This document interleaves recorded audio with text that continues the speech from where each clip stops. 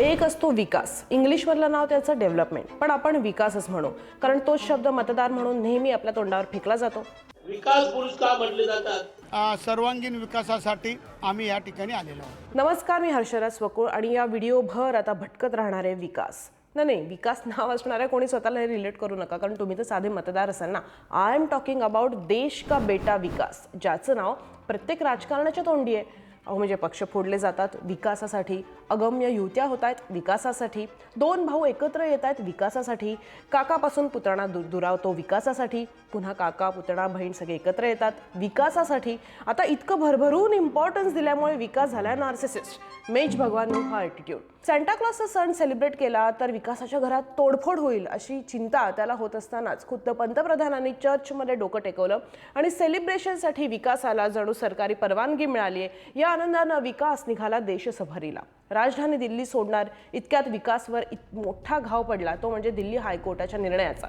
2017 मधल्या उन्नाव बलात्कार प्रकरणावर जन्मठेपेची शिक्षा भोगत असलेला बडतर्फ भाजप नेता कुलदीप सिंग सेंगर याची शिक्षा दिल्ली हायकोर्टानं स्थगित केली, त्याला जामीन मंजूर केला. या देशातल्या मुलीनं काय भोगलंय हे विकास बघत होता ना. बलात्कार झाला, तिच्यावर सामूहिक बलात्कार झाला, पोलीस कोठडीत वडिलांचा मृत्यू झाला, रस्ते अपघातात 2 नातेवाईक आणि वकिलाचा मृत्यू झाला.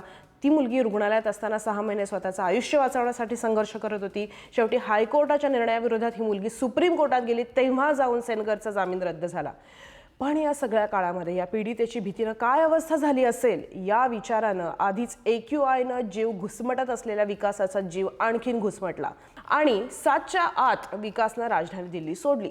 जरा खाली आला, बघतोय तर अरवली पर्वतरांग आणि देशपातळीवर सुरू असलेलं त्यासाठीचं आंदोलन, त्यातून हायकोर्टाचा बदललेला निर्णय.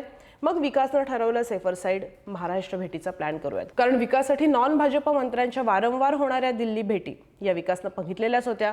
त्यामुळे विकासला माहिती होतं की महाराष्ट्रात त्याच्यासाठी राजकीय रंगमंच सेट आहे. खास विकासासाठी वेताळ टेकडी फोडली जाते, नाशकात तपोवनातली झाडं तोडण्याची चर्चा सुरू आहे. हे पाहून विकासाला आतून थोडं बरं वाटू लागलं.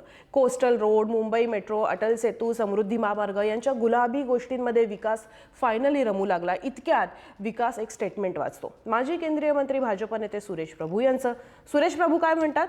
केवळ रस्ते बांधणे, झाडे तोडणे, मोठ्या इमारती बांधणे एवढाच विकास नसून निसर्ग संपन्न वातावरणात सुदृढ आयुष्य जगणे हा खरा विकास आहे. मात्र तसा विकास होताना दिसत नसून नागरिक पाळण्यातल्या मुलाचं नाव विकास ठेवून समाधान मानतायत. आपण अजून पाळण्यातच होत या भावनेनं विकास खूप त्रासतो. ट्रॅफिकच्या कोंडीत, गल्लीतल्या गुंडांमध्ये विकास शोधत असतो स्मार्ट सिटीत राहण्याची जागा. पण कसलं काय, महाराष्ट्रात मराठी असल्यामुळे राहायला जागा मिळणार नाही हे पाहून विकास थबकतो. महाराष्ट्रातच मराठीची ही गत आहे, हा मी नव्हेच असं विकासला वाटू लागतं. 21व्या शतकाची पहिली 25 वर्ष संपतायत. या 25 वर्षामध्ये, मागच्या 25 वर्षामध्ये किती मराठी शाळा बंद झाल्या हे बघून विकासचे डोळे पाणावतात खरं, पण विकासाच्या डोळ्यात पाणी आलं तर राजकारण्यांच्या तोंडची सत्ता जाईल या भावनेनं विकास एकदम चपापतो. सर्व पक्षीयांच्या अजेंड्यावर आपण आहोत याची जाणीव विकासला असते, पण जनतेला आपण दिसतोय का या विचारांनी मात्र आता विकास थोडा अस्वस्थ व्हायला लागतो. म्हणजे बघा ना, एव्हिएशन सेक्टरच्या विकासासाठी आले होते नवे रूल्स, त्याला फाट्यावर मारत प्रवाशांना वेठीस धरणाऱ्या इंडिगोचं वर्ष संपतंय आता, तोवर काही बिघडलंय का? नाही.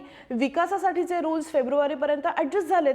इनफॅक्ट नवी मुंबई विमानतळावर वॉटर सल्यूट मिळालेली पहिली फ्लाईट कोणाची होती? इंडिगोची. कोणी विश्वास ठेवेल का? 20 दिवसांपूर्वी या कंपनीनं सरकारसकट जनतेला घुमवलं.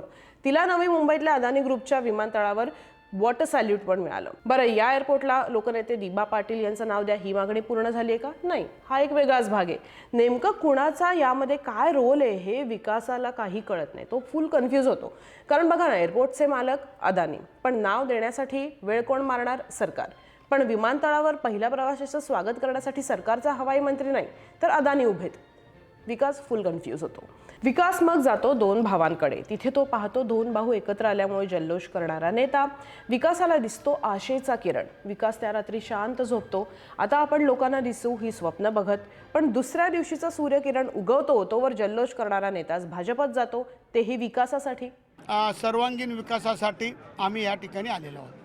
नेमका कुणाचा विकास होतोय याचं रिअलायझेशन आता विकासाला होऊ लागलेलं असतं. 21व्या शतकाची सिल्वर ज्युबिली होताना मतदारांना वापरण्याचा सिल्वर पॅटर्न तयार झालेला विकासाला दिसू लागतो. युत्या आघाड्यांच्या चर्चांमध्ये रमल्यामुळे मीडियाचा TRP विकसित होतोय हेही दिसत असतं. राजकारण्यांच्या आधी बिझनेसमॅनच्या मंचावर दोन राष्ट्रवादी एकत्र येत आहेत, हेही आता विकासाला दिसत असतं. एका परिवाराचा सुरेख घरगुती प्रेमाचा सोहळा विकास बघतो. पारिवारिक सोहळा यासाठी म्हणते कारण सुप्रिया सुळे स्वतःच म्हटल्यात की अदानी मोठ्या भावासारखे आहेत. अदानी म्हणतात शरद पवार मेंटॉर आहेत. पंतप्रधान नरेंद्र मोदींसाठी राजकारणातले गुरु आणि अदानींसाठीचे मेंटॉर असलेल्या शरद पवार यांनी आता पुण्यामध्ये पुतण्याला जवळ केलंय, तेही फक्त विकासासाठी. विकासचे डोळे खाडकन उघडतात. जिथे राजकारणी आणि बिझनेसमॅन एकमेकांना भाऊ, गुरु, मेंटॉर म्हणतायत, तिथे विकासाची व्याख्या हे तेच नाही का ठरवणार? जनतेच्या स्वप्नातली ही व्याख्या असेलच ही अपेक्षा ठेवणं चूक आहे. आणि मग विकासला हे रिअलाइज होतं की तो जे शोधू पाहतोय ते राजकारण्यांच्या हातात नाहीच आहे, तर कॅपिटलवर मक्तेदारी असणाऱ्यांच्याच फक्त हातात आहे. आणि मग विकास समजूतदार होतो. सगळे डॉट्स खटाखट कनेक्ट होतात. आरवली, तपोवन, वेताळ टेकडीसाठी रस्त्यावर उतरणं, एअरपोर्टच्या नावासाठी मागणी करणं, भाषा टिकवायला एकवटणं, नियम कडक झाले म्हणजे सिस्टीम सुधारेल अशी अपेक्षा करणं, हा जो सगळा जनतेच्या मनातला विकास आहे ना, तो एकीकडे आणि राजकारणी आणि बिझनेसमॅन यांची विकसित नाती एकीकडे, हा फरक विकासला वर्षाअखेरीस कळतो. त्यामुळे आपणही आता लक्षात घेऊयात की या वर्षापासून पुढे येणाऱ्या प्रत्येक निवडणुकीत कशाचा विकास होतोय यापेक्षा कुणाचा विकास होतोय याचं उत्तर शोधणं मतदारांसाठी जास्त महत्त्वाचं आहे, नाही का? बाकी आपल्या चॅनलचा विकास तुमच्या हातात आहे. आपले व्हिडिओज आवडले तर लाईक करा, नसतील आवडले तर डिसलाईक करा, पण बघत जरूर राहा. येत्या नवीन वर्षासाठी तुम्हाला सगळ्यांना खूप खूप शुभेच्छा. धन्यवाद.